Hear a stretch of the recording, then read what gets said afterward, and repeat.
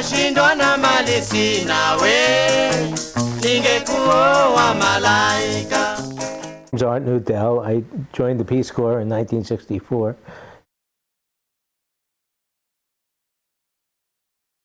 One bus trip I took up to Tanga, and I was sitting in the front seat next to this woman with a little kid, and it was one of these hot days. The windows were open, they were going 45 miles an hour along this bumpy dirt road. All of a sudden, I'm all wet, and the kid had peed, and I got all wet. So I said, Allah, and I jumped up, and there was nothing I could do with it at that time. So the guy was riding with the windows open, the front door open, so I stood in the front of the bus, letting my pants dry off, you know, and the lady saying, Polly, you know, that she's sorry. I said, Sikitu, there's nothing you can do about it. The kid pees, you know. You know, it was a little infant like that, you know.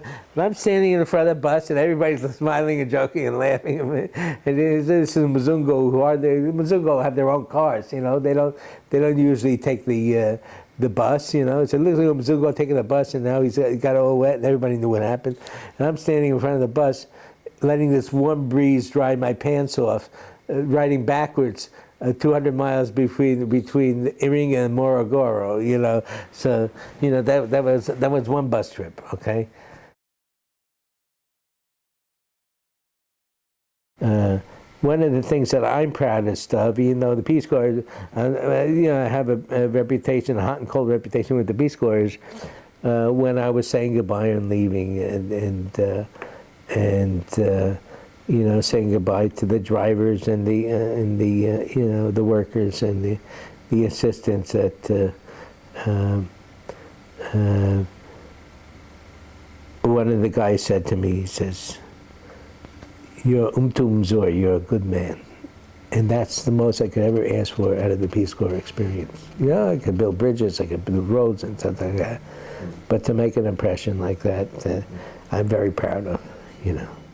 Ed Schillinger, and I was in the Peace Corps in Tanganyika.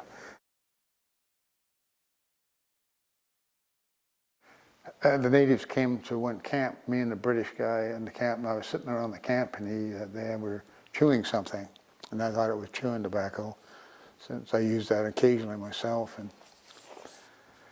and I put that, what I thought was tobacco, in my mouth, and about 3 minutes later, my head started spinning, I broke out in a big sweat. I looked over to my chainman, and he says, gave me the notion, "Get that stuff out of your mouth. It's too strong for you." And indeed, it was very, very potent. It must have been some sort of a narcotic of sorts.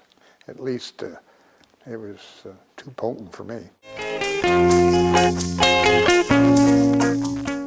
I remember one instance where on all these river crossings, they have what they call causeways, which is a concrete path down through the bed of the river and up the other side.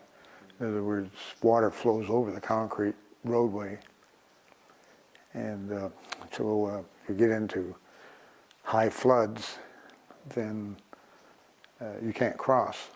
The water's too deep and it'll wash the vehicle downstream, but they couldn't afford to build bridges per se, or even have culverts to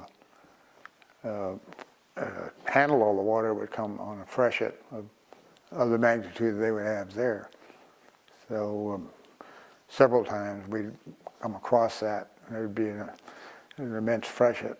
We'd stay on the bank of the river all night, and it would drop to, say, a foot or so over the causeway, and then we could drive across. I remember taking the rig down into Ngorongoro crater and checking things out, as it were.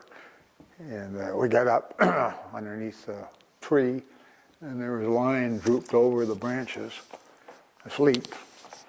And so I whistled to wake him up, and the Africans who were in back of the Jeep or the Land Rover, they got real excited. I was inside. I forgot I was inside, they weren't.